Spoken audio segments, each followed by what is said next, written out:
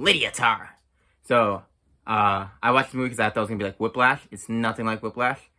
But a lot of people are praising it. You know, it's going to end up on some top 10s of the year. And I decided I'm going to give it a shot. And I watched it really late at night. I watched it at 1 in the morning. And I never turned it off. See, there's a difference between slow and... Well, see, people say slow is boring. Boring is uninteresting. Because movies can be slow, but if they're interesting, then it's entertaining. And this movie's slow. It's very slow. But it's very interesting. And that's what I loved about this movie. This is a great movie.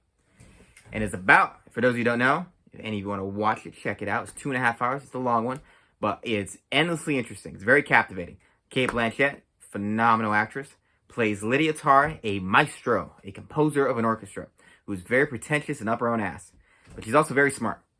And she has this career, this very, Hollywood-esque career. This snooty little snobby elitist career where everybody's always talking about historical composers like Bach and Beethoven and Mozart, blah, blah, blah, in every conversation. And in their pretentiousness, it does cover a little seedy nature to her. And that is this little sexual deviancy that she has. And I think it's very interesting because, one, it's not a straight white guy who's a sexual deviant. It is a lesbian woman. I was like, yeah, there you go. Not constantly doing the woke thing of let's cast a white guy to be the bad guy again. You had a woman and a gay woman. I was like, damn, you guys went for broke.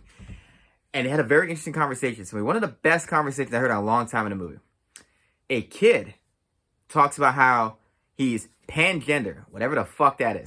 I don't keep in touch with the dumbass queer quotes that I keep making up. Pangender. He's a half panda. So he fuck pots and pans. If I invited him over to my house and he slept over, am I going to wake up to him dipping his balls in the wok? Like, what does that mean? Whatever that means. He said he can't like Bach because cis white men. And that's not really in today. And they have this great, apparently done in one take, 10-minute shot. 10-minute scene of, let's say, back and forth dialogue between her and him. And her, I was 100% on her side. Talking about how what you are is irrelevant to what you've done. And what you've done is what stands the test of time. So even if he was a sexual, Bach's some, sexual deviant guy, or he was a straight white man, all these things are irrelevant things. Because the reason you're listening to him is because he made great music. And what he is doesn't matter. And she was talking about, when people grade you, they're going to listen to your music, not what you are. No one's going to care that you're a pangender POC. Person of color, I'm assuming. And he gets offended, but I was rooting for. I was like, yeah, these fucking identity politics people. I feel like jumping through that screen, kicking this boy in the pussy, and giving him a Stone Cold Stunner. I was like, you kick his ass, motherfucker, kick his fucking bitch ass. But it was a great conversation, and this movie's nothing but great conversations, very long takes, phenomenal acting, and this is the definition of nuance because there's blatant and nuance. Darth Vader is blatantly evil. Nuanced is you can argue this from 10 different ways, and it keeps you thinking.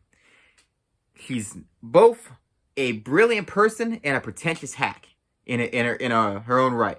She's both, inspiring people and also preying on people. She's both selfless and selfish. She's very interesting of a character. And the journey this movie goes through is fascinating. I think it's a bit overlong because I think the ending lasts a little bit too long. But, yeah. I was into it. It was like a more nuanced, longer look at Whiplash. Whiplash is one of my all-time favorite movies. I would still watch Whiplash over this. This is more of a one-time watch. But it's still a phenomenal movie. So, A+ for Tar. Check it out. Good stuff. Cat Blanchett got that Oscar in the bag.